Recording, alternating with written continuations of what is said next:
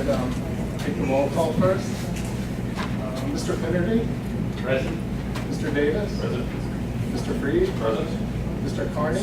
Here. And Ms. Shaw? Here. And Mr. Golden? We have a quorum. Thank you, Greg. I want to welcome the members and all of our guests and staff to the 2015 annual meeting of the Water Board.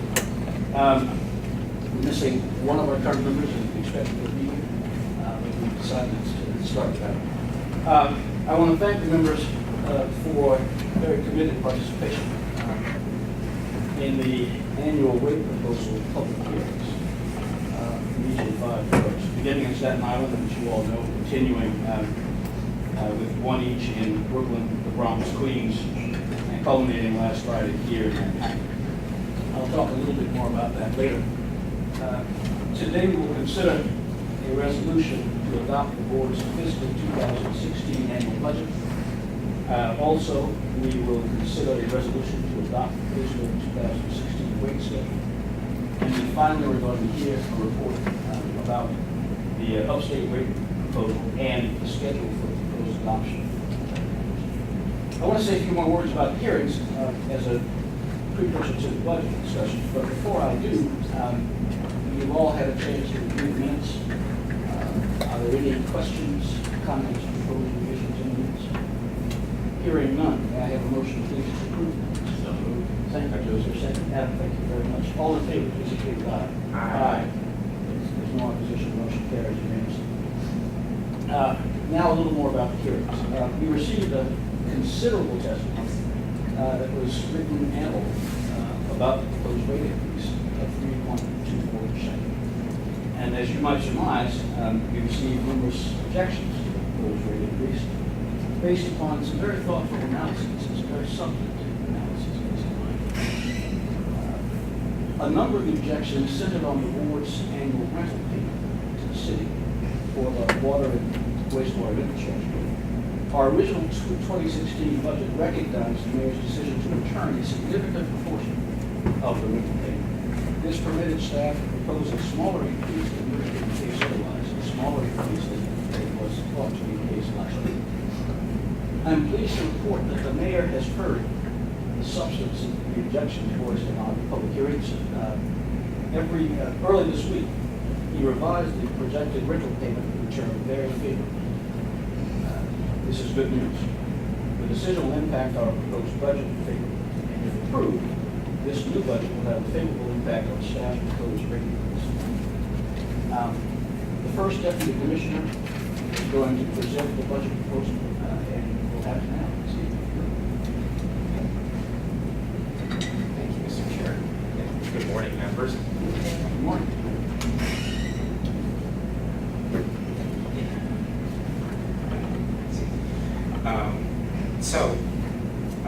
As the chair indicated, there was a turn of events in the last couple of days, concurrent with the mayor announcing his executive budget yesterday, a $78 billion citywide budget, and among the items contained in the budget is a reduction in the rental payment and a proposal by the mayor to consider a smaller rate increase than was heard last week.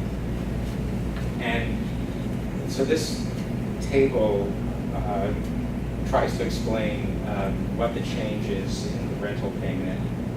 And the top half is what the proposal was when we first made a presentation to the Water Board on March 27th,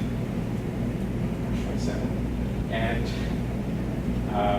when we put out the public notice for the proposed rate increase of 3.24%, and that was a proposal that would have returned 20% of each year's gross rental payment in the following year. And so if you look at the yellow line, the the net rental payment, which is the amount that the city would have kept in its general fund, showed this pattern of increases over the years. The proposal, the rental payment that is now proposed in the mayor's executive budget is, first of all, it's structured a little differently, but more strikingly is the increased percentages that are returned to the city, and 40% this year, 50%, and so on. So much higher percentages that don't get paid to the city. And the structural change is under the old method, for example, in 2016, we would pay, the water board would pay to the city $244 million as a gross rental payment. And then the city would return to us this $41 million. Under the new structure, instead of those two transactions, we pay the city and the city returns a portion to us, we just pay the city a smaller amount. So we pay the city, rather than 244, 162. And the amount that we pay the city decreases every year. And the amount that the water system gets to keep versus the previous proposal at the time we announced the proposed rate increase is $41 million better starting next year and going all the way up to $135 million.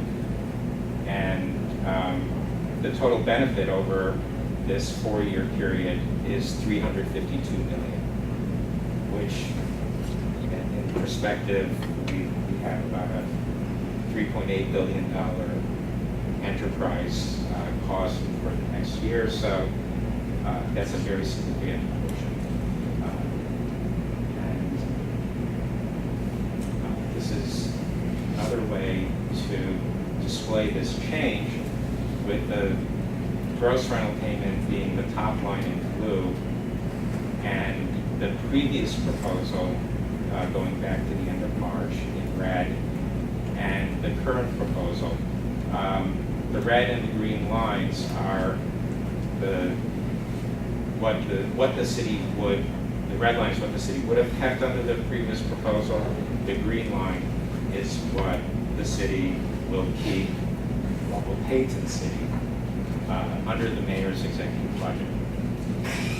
And because of those additional amounts that the water system gets to keep, the mayor's asked the board to consider lowering the percentage increase from the previously proposed 3.24% to 2.97%. But the board, before the board can consider that, as the chair indicated, there's a two-step process to ultimately approving the rate. One is to approve a budget for the entire system, which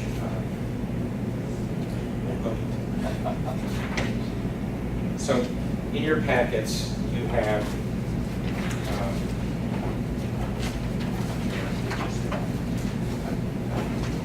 so you have a resolution and a number of attachments, and as we indicated previously, there are 3 certifications that the board obtains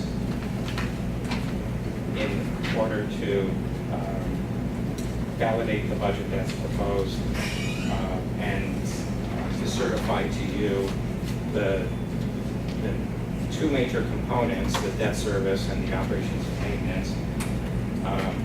The debt service certification coming from the executive director of the New York City Municipal Water Finance Authority, Tom Policelli, and the certification of the operations and maintenance coming from the city's budget for cooling.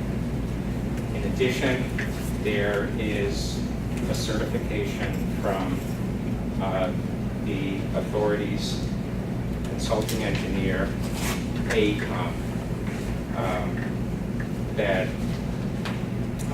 says that the proposed budget and rate are sufficient to keep the system in good order. The budget itself is the first page beyond the resolution, with the certifications following that.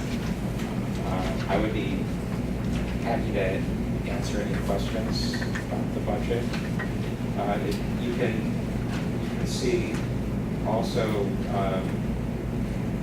probably the most notable change and that we made in the last day to this was in the 2016 column, about 4 lines up from the bottom, rental payment, which is now shown at $162 million, consistent with the chart and table that we just showed. Are there questions for the team concerning the budget? Hearing none, may I have a motion, please? Thank you. Is there a second? John, thank you very much. All in favor, please indicate aye. Aye. Opposed? Motion carries unanimously. Thank you. So that would bring us to the next step, which is approval of a rate for fiscal year 2016. So just before we get to that, I just want to tell the board members that almost exactly 23 hours ago, we put filtered Croton water into distribution in Manhattan and the Bronx. So those of us who've been around for some time know that Croton filtration plant was, when the construction contract was awarded in 2007, it was the largest construction contract the city had ever awarded. The plant, as our environmental counsel, Robin Levine, reminded me yesterday, was first proposed by the city going back to 1911.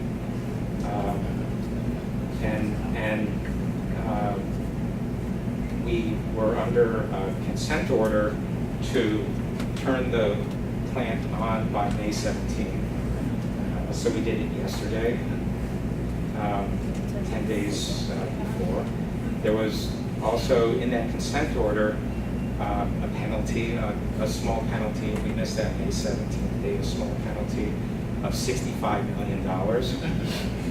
So the turning of the valve yesterday, which brought the water into public distribution, was a $65 million turn.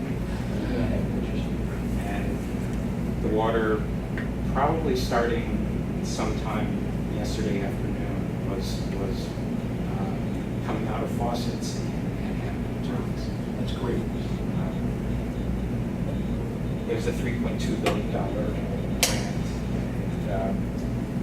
So that's it. It's as we read about California and their water supply problems, and this morning on NPR there was a story about Flint, Michigan, and that their decision last year in order to save money to not buy water from Detroit anymore, and to go to their own water supply, and now the people refuse to drink it, and they're going to go for a much more expensive approach.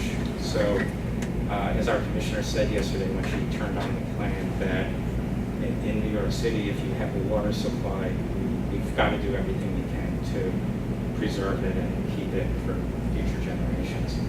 And so the plant will be able to supply up to 290 million gallons a day. We did a soft launch yesterday. We're putting about 40 million gallons a day into the system, and we'll step it up.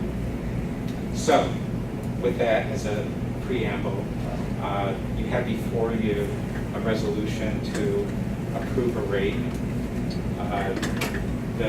The percentage rate increase is blank because that's a decision for the board to make. Besides the general across-the-board rate increase, the resolution provides for the additional items that have been the subject of the hearing, a freezing of the minimum charge for the third year in a row, the expansion of the home water assistance program to a number of homeowners from 12,500 to approximately 59,000, a $10 one-time credit for customers who enroll in monthly e-billing, and a $100 credit for those customers who complete participation in our copper and lead testing program. And so now it's up to the board to fill in the blank and hopefully pass a resolution. Again, I'm happy to answer any questions. Any questions? I just have a comment, Mr. Chair, if I might. First of all, I want to thank you. I presume I can speak on that, but these some presumptions. But to thank you for all of your incredible work on this. And I also wanted to mention that one of the themes that we heard as we were listening to folks who came out to our public hearings was a concern that they, at the end of the day, were not going to be heard. And I know how hard the administration and people and Commissioner Steve Teal worked to try and bring the rate down. And there were people who were using phrases like fait accompli, they were turning out, but they were cynical about whether it meant anything. And I, for one, we're seeing directional progress in a way that's meaningful to a lot of people, even though it seems like that a small increment we now have the lowest increase in 15 years now. I just think that's a great thing to make. And you guys like that. John, I think we should. Thank you very much. Other questions or comments? Just one other comment, echoing Jonathan's comments. Over 100 people showed up to the hearings. Significant written testimony was provided as well. So really want to acknowledge and thank the DEP staff, the water board staff, not just for their efforts in this, but providing the best water in the world in one of the largest, most complicated systems in an environment that is not easy to manage a system. Also want to thank the administration for their continued commitment to reduce the rental payment, and this is a significant milestone this year, and also expanding the programs you mentioned to help seniors and lower income families, expanding the HVAC program to now 7% of our rate payers, and also freezing the minimum charge, which impacts 26% of our single-family homeowners. So significant programs. One thing I would urge us as a board in the future, and we've had some talk about this from people who testified, as well as internal conversations in previous board meetings, to explore several issues in future years, some of which are technically challenging and require deep studies that I know are already on the agenda for DEP and the water board in future years. One is extending the rental payment in totality. We're making very strong progress and a very strong commitment from the administration for that. The other is aligning the rate structure to incentivize both conservation and a separate stormwater charge, so that we can really allow people to take charge of their water use in a way to impact their payments, but also incentivize some more sustainable behaviors with the conservation tiered pricing, the separate stormwater charge that would be based on the amount of runoff that the property is generating. Third is to explore additional options to mitigate rate increases for multifamily affordable housing units. And I point out the University Neighborhood Housing Program put together a terrific report with a number of suggestions to look at that for future years. And the fourth issue is more of a communication standpoint, but thinking about how we may talk about the different components within the rate structure. Currently, the minimum charge, which represents in essence our fixed charges that are the sunk cost of the infrastructure. So are there ways of better calling that out so people have an understanding of there's a fixed charge that they have to pay and we have to pay for the assets that are there, and a variable rate that fluctuates based on how much water they use. So are there ways we can better communicate that? I think there was a lot of confusion we heard from people in the hearing of what that represented. But in sum, just really want to thank particularly Steve Mateel and Commissioner for their dedication and hard work, and for the other board members for our efforts. Thank you very much. And if I could just address, because we did talk at a previous meeting about the rate structural changes that we're committed to analyzing and bringing to the board, some of which we can do under the existing billing and collection system, some of which I think will require our having a new billing and collection system, providing much more flexibility.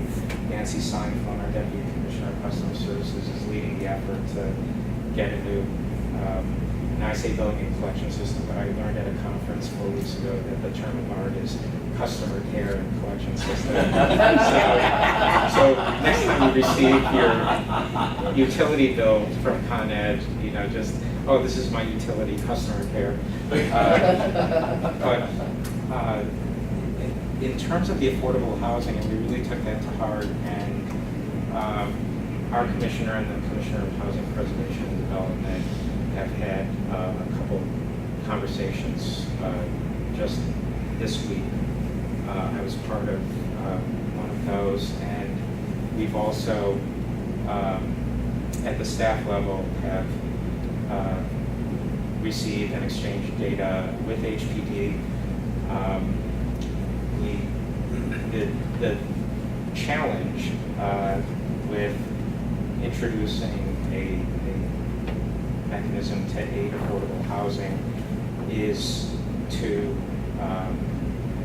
define clearly and accurately and completely define the universe of affordable housing, and to be able to also clearly and accurately completely categorize it into various major components, such as buildings that where 100% of the units are affordable, buildings that are a mix of affordable and market rate housing, and when we get those data together, then we can start to look at the implications of various policy changes for those buildings, their managers and their tenants, as well as for the economics of the water system. Thank you very much. Steve. I knew it was very complicated. Yeah, the facts is how we're doing this. I think we have before us a staff recommendation to raise the current rate base to 1.7%. Are there any other questions before we take them? Hearing none, may I have a motion to approve the resolution at 2.17%? Thank you, Earl. Is there a second? Thank you very much, Joe. Thanks. All in favor, please indicate with aye. Aye. Are there any opposed? Motion carries unanimously. Approve the rates to 1.97%. And thank you to all of you.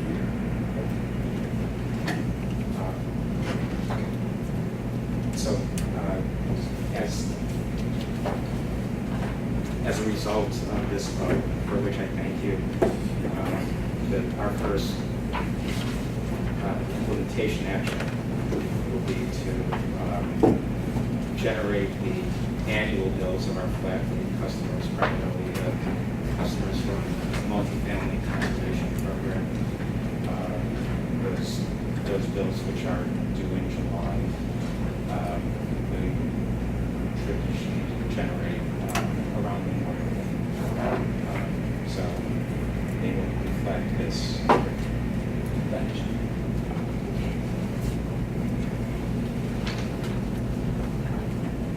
The next item on the agenda is the upstate proposal. Good schedule.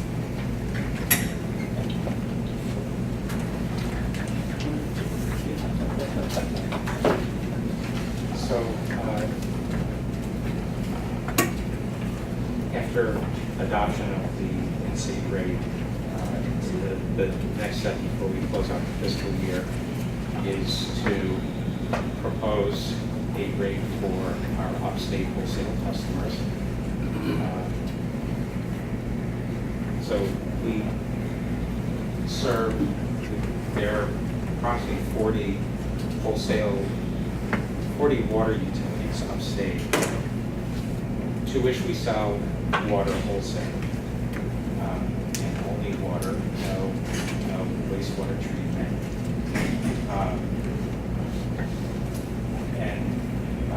For the most part, those upstate utilities, then they treat the water, or in some cases, for those who are drawing water from our Hillview Reservoir where the water's already been treated, they further treat the water. And then they also have to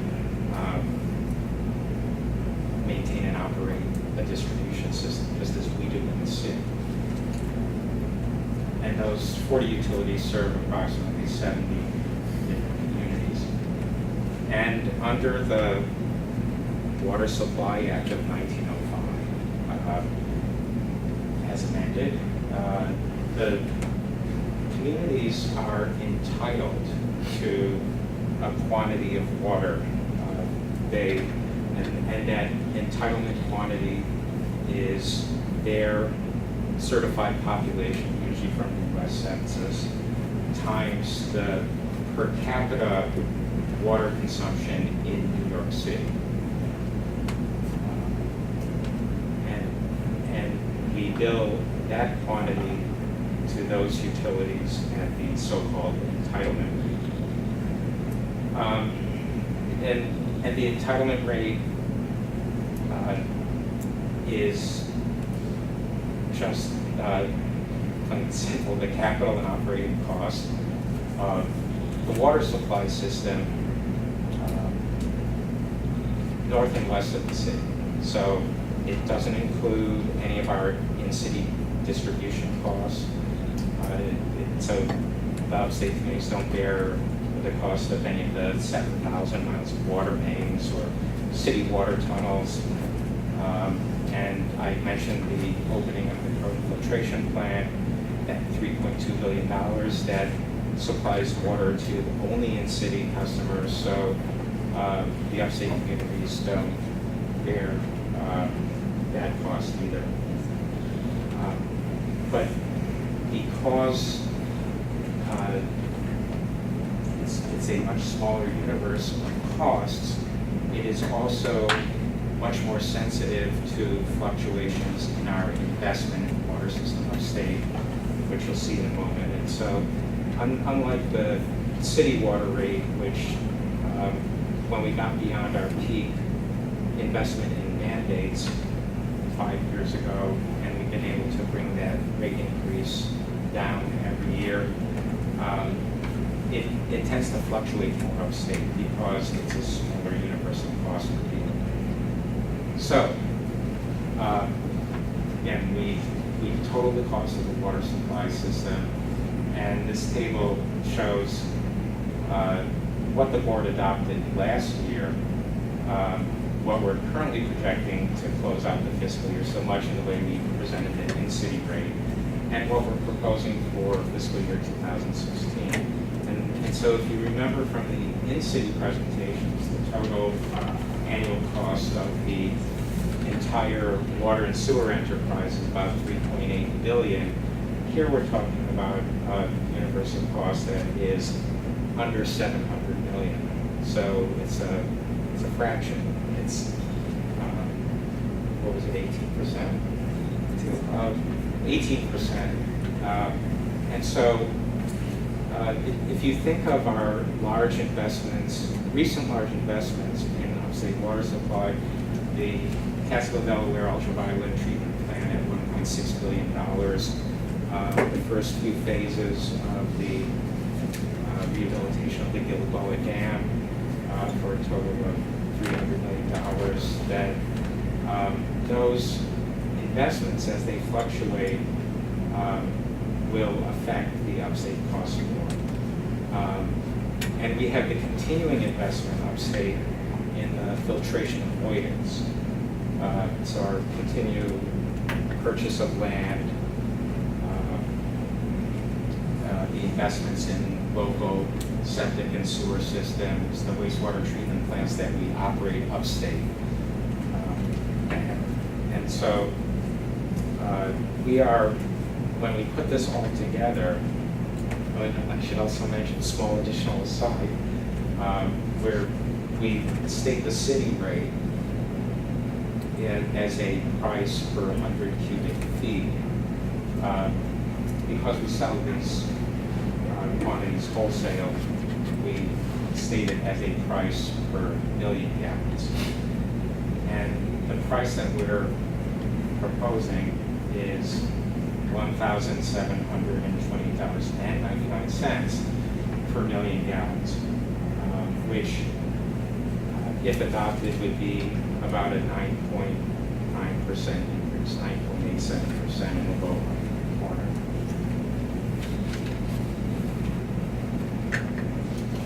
So you've seen a pie chart somewhat like this for the entire water and sewer enterprise. And so part of this looks familiar. Debt service, 44%. That's a familiar percentage. And but the rest of the pie is different for the upstate water supply system. So where in city, our next largest slice of pie was personnel costs, and salaries and pensions and fringe benefits. Here it's real estate taxes, $165 million of real estate taxes, 25% of the entire cost of the upstate water supply system. Personnel costs are a third after debt service and taxes. Filtration avoidance, as I mentioned, $45 million a year, and then a number of other costs that make up that $49 million, last 7%.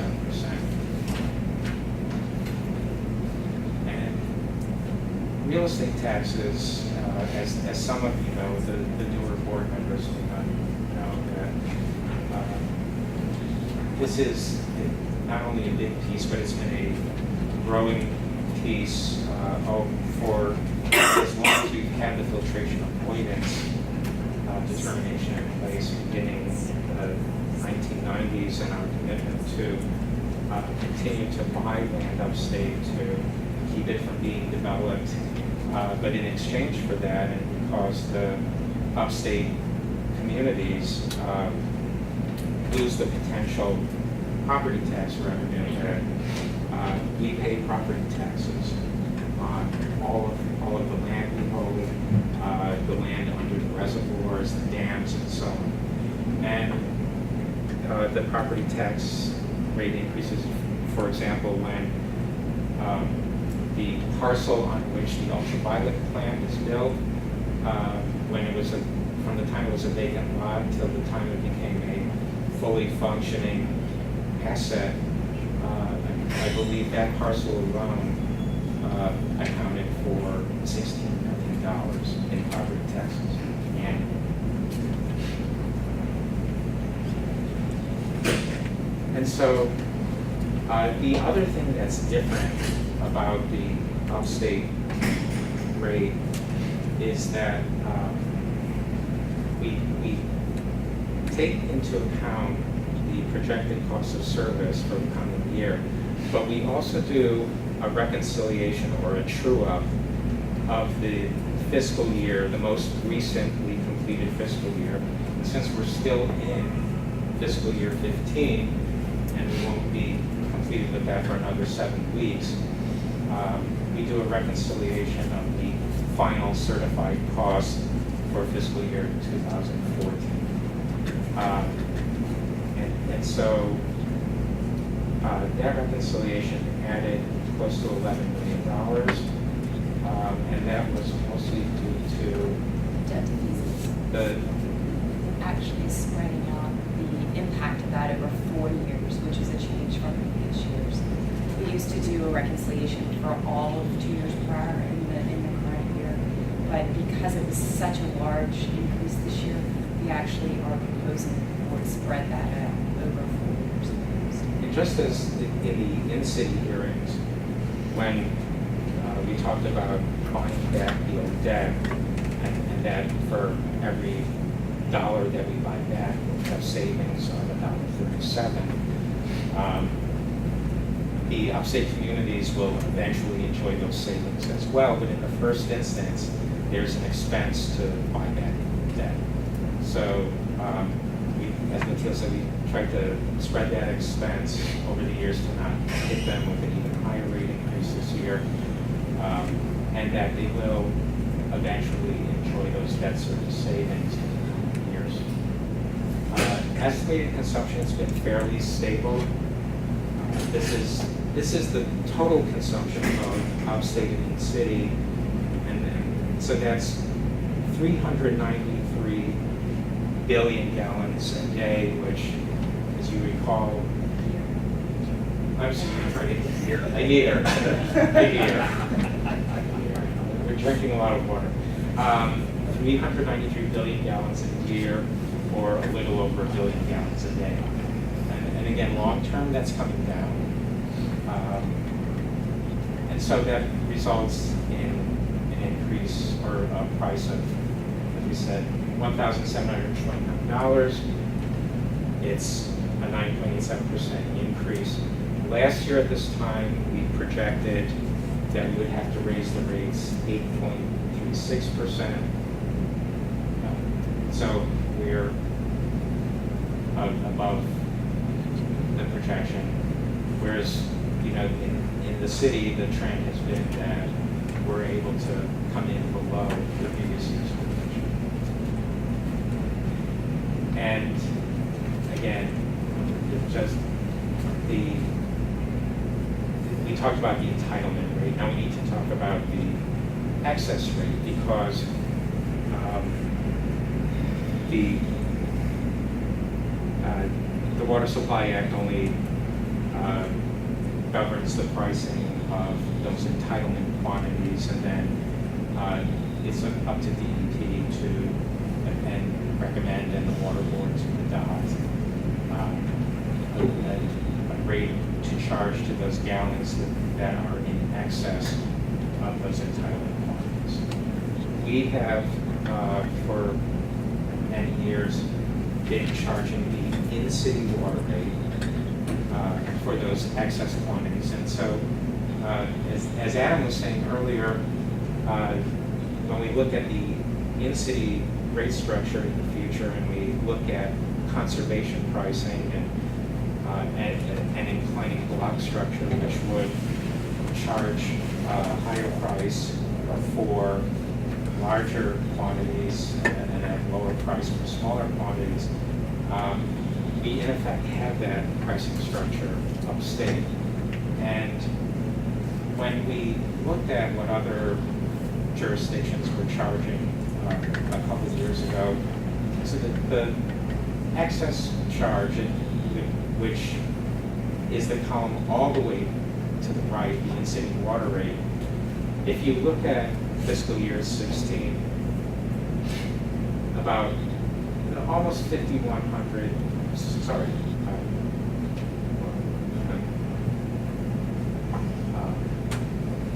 almost $5,100 per gallon, with the entitlement rate being 1,700 gallons. So the in-city rate is about 3 times the entitlement rate. That's not uncommon when we look at other in-plant water structures of other water utilities across the country that have conservation pricing. And then in the lower right-hand corner, just looking at the 5-year average of the entitlement rate and the in-city water rate, the average annual rate increase. So the trend has been that the upstate water utilities are paying us a higher percentage rate increase than in-city customers. And again, that's reflected mostly of the increasing investment we've been making in the water supply system. Of course, the percentage that our wholesale charge to the upstate water customers is of what the individual homeowners in those communities pay as retail rates. It varies from community to community, and mostly there's a correlation or inverse relationship between the size of the upstate community and the percentage that our wholesale water charge represents of the total retail cost. So if you look at Yonkers, which I believe is our biggest upstate customer, that our wholesale water cost is 40% of their total. And when you look at a smaller community like Carmel, that because they're small and they're not getting the economies of scale, and so their distribution and their treatment costs are a higher percentage, and our wholesale charge is a lower percentage of what the retail customer pays.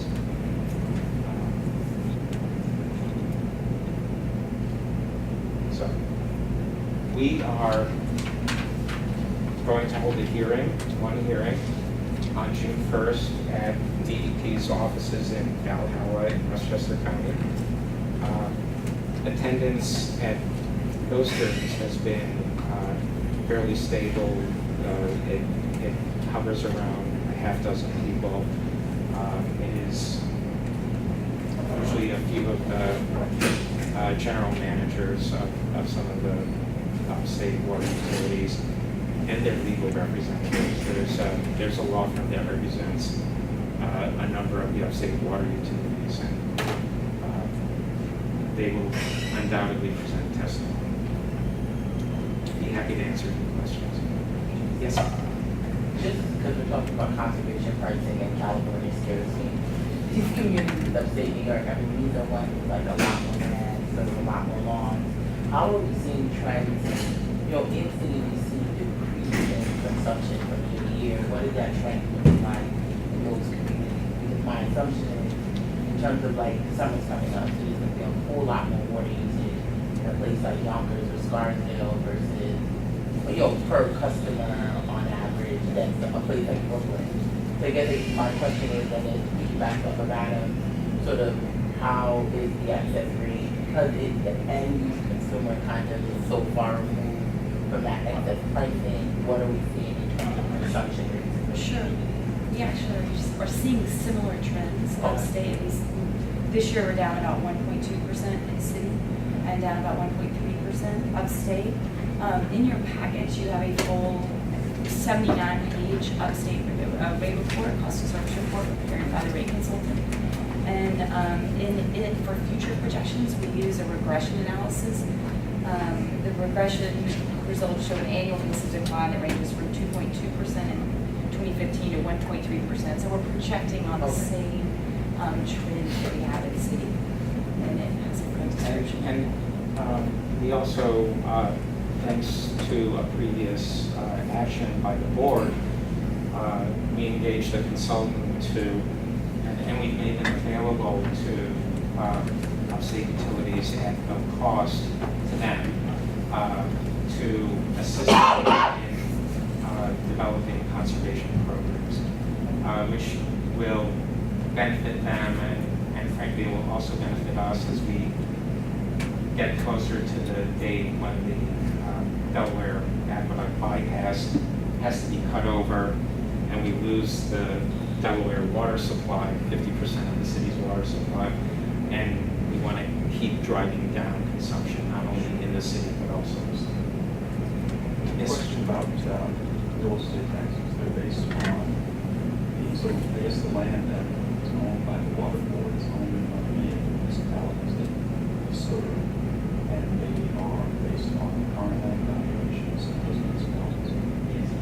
And is there, in the same way that there's been a discussion, results from the city of New York's basically the water board's its costs by taking a small, is there an opportunity for those municipalities to remove some of the burden on their water to by discussing the tax rate on the Right. So, and again, going back to the 90s when we entered into memorandum of agreement with the state to buy properties, undeveloped properties, and forever keep them undeveloped. In exchange for that, if you will, we agreed to pay property taxes. However, we also put in place a process where we've been working with community taxing jurisdictions over the years when we felt that the assessments by those jurisdictions were too high given that the property's undeveloped. And so we set up a process to work with them and to avoid litigation, and that's been very successful. That we've been able to reach a middle ground or better with a lot of jurisdictions. It's taken a number of years, and I think the most recent agreement we reached was, again, going back all the way to the 90s, was only in the last couple of years. But so we don't just take their assessments without carefully looking at them.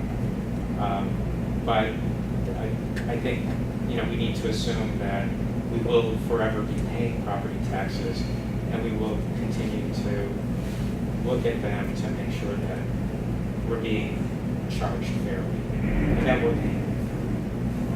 I guess my question is that if the taxes there, if they want to provide the communities, real estate tax loans or the expenses there and to these market values that these taxes are produced in over time.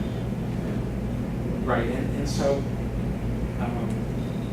we're paying taxes in many of our furthest northwest counties and townships, where in fact those like Delaware County does not draw from our water supply, so they're not among the communities paying this.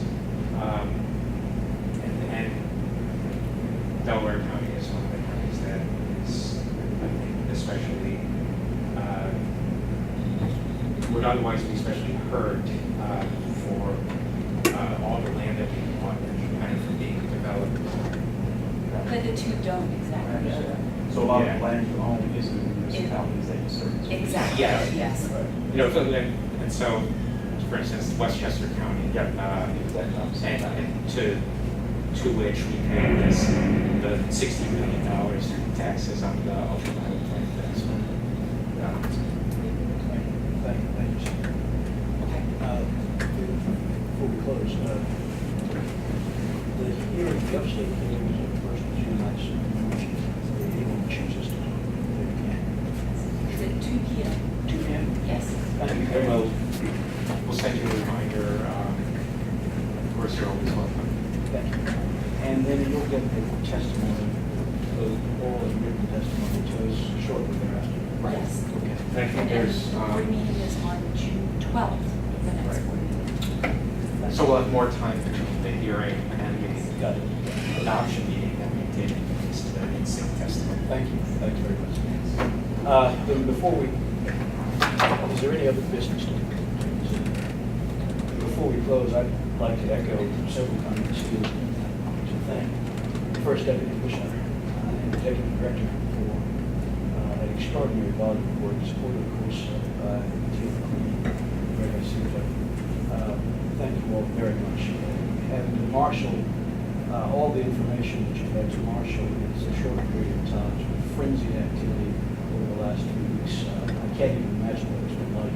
And then to get this great news early in the week about the rental reduction, tail reduction, and then having to rejigger all the things that you have to rejigger. I just thank you so much for your efforts.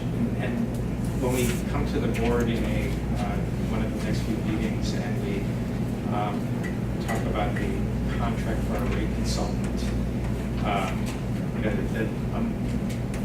he's been one of the dizzier people in this process. And again, and I thank the chair for his compliments. We, want to be prepared for a whole range of outcomes, and so we've been looking at various scenarios for months, just so that if a change, a welcome change, but a last-minute change nonetheless, comes our way, that we're prepared to bring that to you to be able to explain to you. And if I may say one more thing, Mr. Chair, it was exactly 9 years ago today that I was appointed executive director of the Water Board.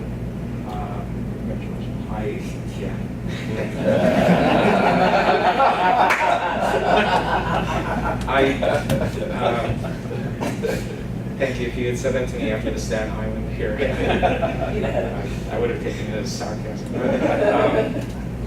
I want to say one thing I forgot to mention earlier is that